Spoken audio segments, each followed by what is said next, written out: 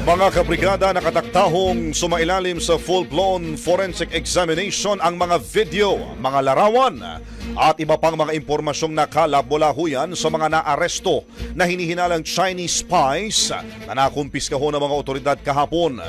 Isasagawa huyan oras na aprubahan ng korte ang hinihiling na permiso ng National Bureau of Investigation para ho sa mas malalim na investigasyon.